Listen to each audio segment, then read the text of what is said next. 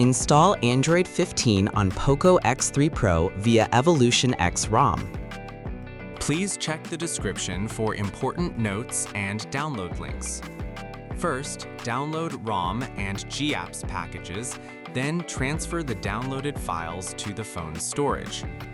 Step 2. Boot your device into TWRP recovery. Step 3. Once you're in TWRP main menu, go to Wipe, Advanced Wipe, and select the checkboxes as shown in the image excluding internal storage. Step 4. Swipe the button to wipe the device. Step 5. Go back to the recovery main menu and tap on the Install button. Step 6. Navigate to the downloaded path and select the ROM zip file. Step 7. Finally, swipe the button on the screen to install ROM file. Step 8. Once the ROM installation finishes, return to the main menu and install the GApps zip package in the same manner. Step 9.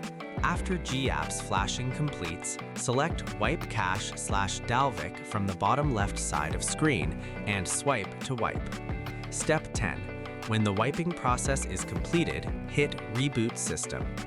That's it! You have successfully installed the ROM on your device.